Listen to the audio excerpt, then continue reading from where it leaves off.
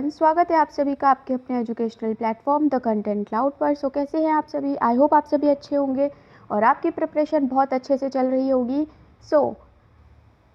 जैसा कि हम सभी को पता है कि आपका जो एग्ज़ाम है HTET 2024 आपका आगे बढ़ चुका है, यानी वो अब 2025 में पोस्टपोन हो चुका है।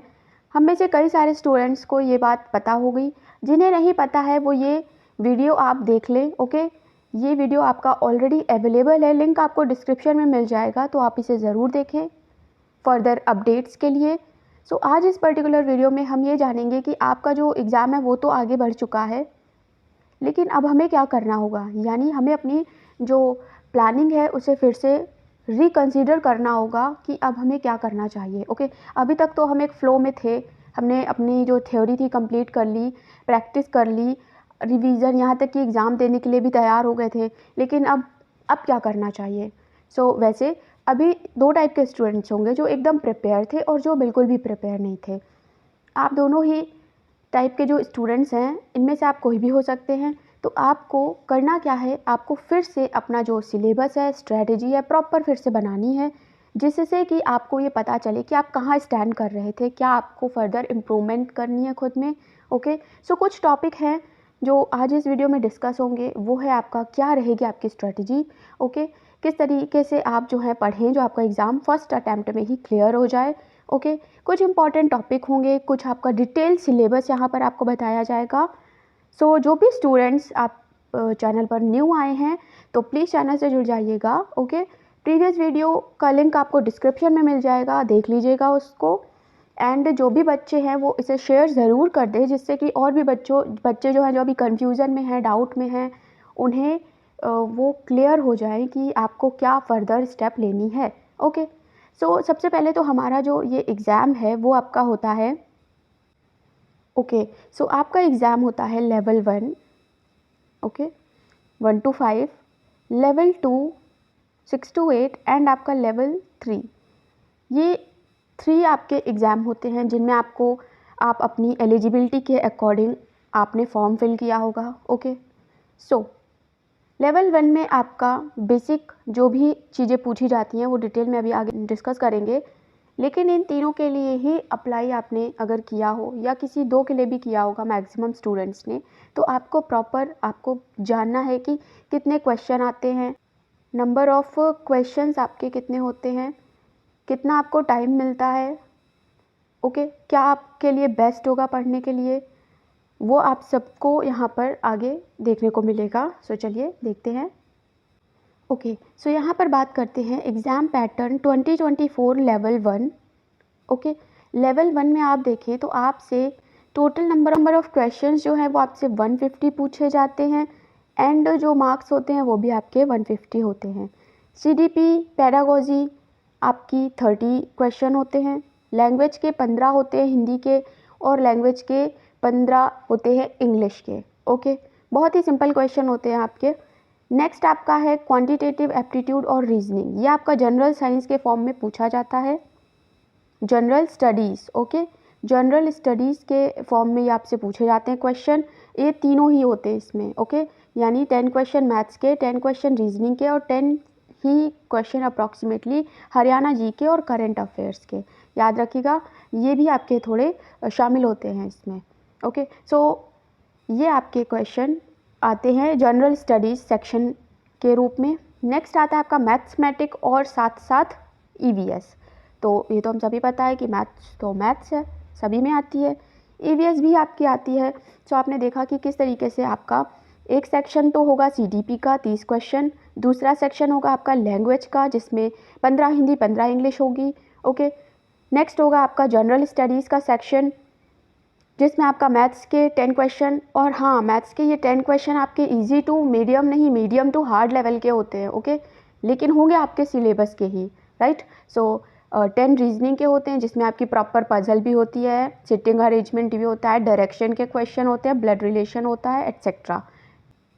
नेक्स्ट होता है आपका हरियाणा जीके, जिसमें आपका हरियाणा का स्टैटिक डेटा, हरियाणा का आपका पॉलिटिकल डेटा, हरियाणा का ही करंट अफेयर्स आपसे पूछा जाता है। ओके, नेक्स्ट सेक्शन होता है मैथ्स। तो मैथ्स तो आपकी आती है। ओके, अगला आपका होता है EVS। ईवीएस के क्वेश्चंस आपके ये आपसे पूछे जाते हैं। सो ये आपका लेवल 1 का डेटा था, आपका क्या एग्ज़ाम है। इन सभी से रिलेटेड आपके जो वीडियोस हैं वो चैनल पर प्लेलिस्ट में अवेलेबल हैं, आप ज़रूर देख लीजिएगा। आप एक नए सिरे से स्टडी को शुरू कर रहे हैं तो जो एचटेट की प्लेलिस्ट है उसमें आपके पीवाईक्यू प्रैक्टिस क्वेश्चन शामिल हैं, आप इन्हें ज़रूर देख लीजिएगा। आपके दोनों ही इम्पॉर्टेंट हैं क्योंकि हूबहू क्वेश्चन आपके पीवाईक्यू से पूछ लिए जाते हैं। ओके, सो देख लीजिएगा। नेक्स्ट हम लोग को डिस्कस करते हैं एग्ज़ाम पैटर्न, वो भी लेवल 2 का, राइट। लेवल 2 में आपके अगेन 150 क्वेश्चन, 150 मार्क्स होते हैं। सीडीपी आपसे पूछी जाती है, लैंग्वेज आपसे पूछी जाती है। लैंग्वेज यानी हिंदी के 15 क्वेश्चन और इंग्लिश के 15 क्वेश्चन। क्वांट, रीजनिंग और हरियाणा जी के ये आपके जो हैं वो पीआरटी के तरह ही आपसे पूछा जाता है। जनरल स्टडीज़ का ये सेक्शन होता है, राइट। ये हो गया आपका लैंग्वेज का सेक्शन।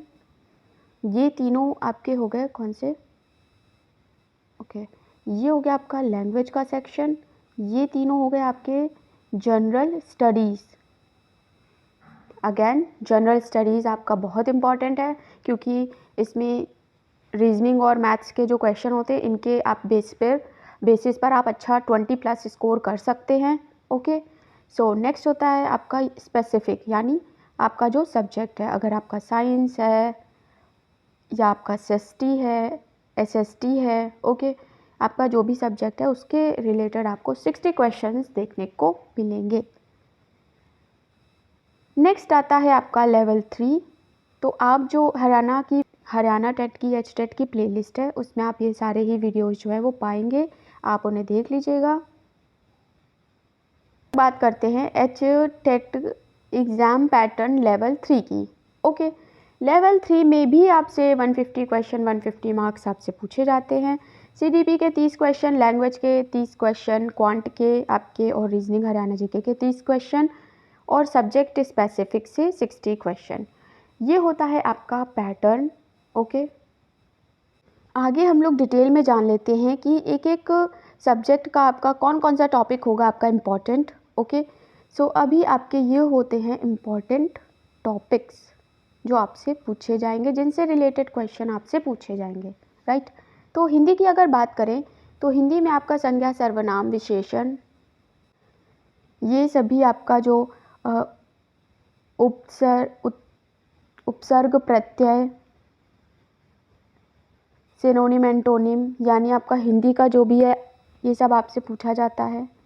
इंग्लिश में आपसे article, model, narration, pronoun, adverb, adjective, ये सभी चीज़ें, वोकैबुलरी, वॉइस, ये सब आपसे पूछा जाता है।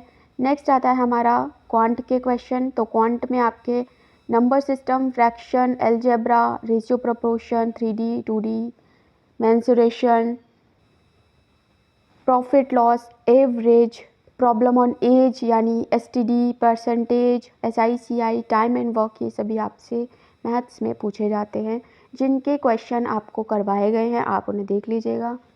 ओके, नेक्स्ट आता है रीजनिंग। तो रीजनिंग में आपसे similarity, analogy, syllogism, space visualisation, problem, logical reasoning, ये सभी चीज़ें पूछी जाती हैं। हरियाणा जीके की बात करें तो हरियाणा के district, stadium, culture, folk dance, food, historical places, ये सभी चीज़ें आपसे पूछी जाती हैं। ओके, अब हम लोग चर्चा करते हैं मैथ्स की। तो मैथ में आपका नंबर सिस्टम, पूरी जो बेसिक मैथ्स है वो सब आपसे पूछी जाती है। Number system, simplification, decimals, DI. Okay, DI आपका इम्पॉर्टेंट है, आपको अच्छे से प्रैक्टिस करनी है।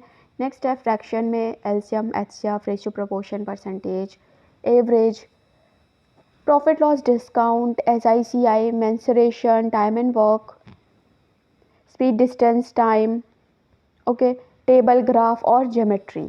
सो ये आपके मैथ्स में इम्पॉर्टेंट टॉपिक थे जिन्हें आपको पढ़ना है। आप चाहें तो इन्हें बुक से पढ़ सकते हैं। अगर आपने पढ़ रखा है तो आप इनसे रिलेटेड क्वेश्चन सॉल्व कर सकते हैं, क्योंकि मैथ्स आपका पूरा प्रैक्टिस पे बेस्ड होता है। अगर आपकी प्रैक्टिस नहीं है तो फिर आपका जो है क्वेश्चन वो है काफ़ी टाइम ले लेगा सॉल्व होने में, इसलिए आपको प्रैक्टिस में रहना है। ओके, नेक्स्ट आता है ईवीएस सेक्शन।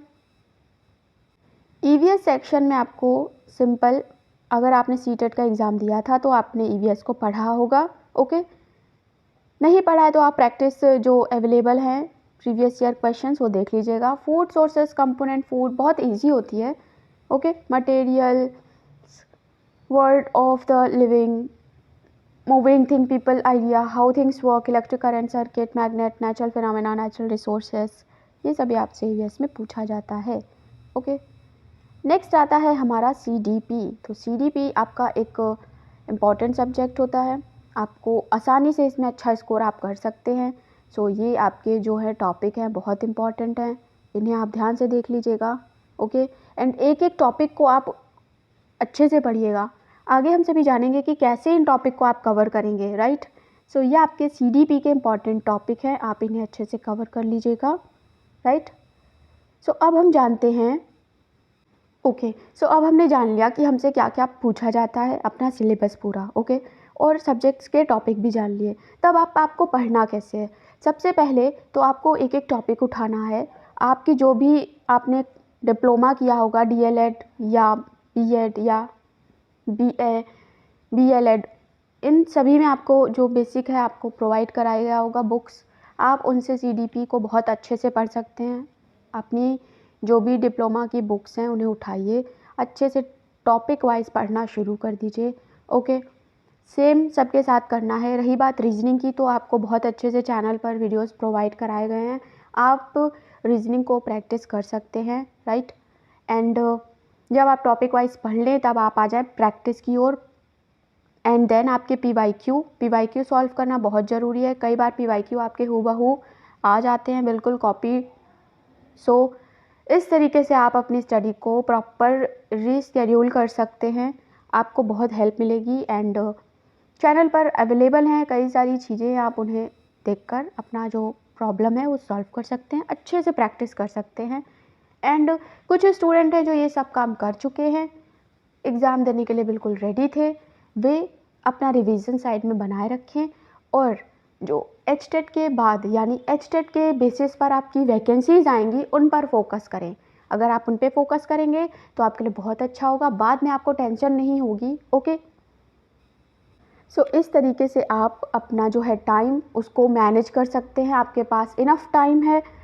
आप चाहे तो आप फर्स्ट अटैम्प्ट में ही अच्छा स्कोर कर सकते हैं। सो आप सभी के लिए ये एक स्ट्रैटेजी वीडियो था जो हमें लगा आपको इम्पॉर्टेंट होगा।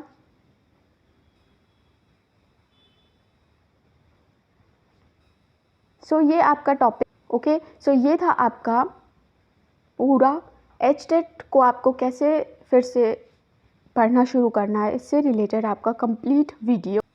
आई होप आप सभी को हर एक डिटेल क्लियर हो गई होगी। एंड आप सभी को जो भी डाउट हो तो कमेंट सेक्शन में ज़रूर पूछिएगा, ओके। मिलते हैं नेक्स्ट टॉपिक के साथ आपका, तब तक के लिए चैनल पर न्यू है तो चैनल से जुड़ जाइएगा, वीडियो को शेयर ज़रूर कर दीजिएगा जिससे कि और भी बच्चों तक ये वीडियो पहुँचे। और एचटेट की प्लेलिस्ट में अवेलेबल वीडियोस देखना बिल्कुल ना भूलें, आपके लिए हेल्पफुल होंगे। एंड मिलते हैं नेक्स्ट टॉपिक के साथ नए वीडियो में, तब तक के लिए थैंक्स फॉर वॉचिंग।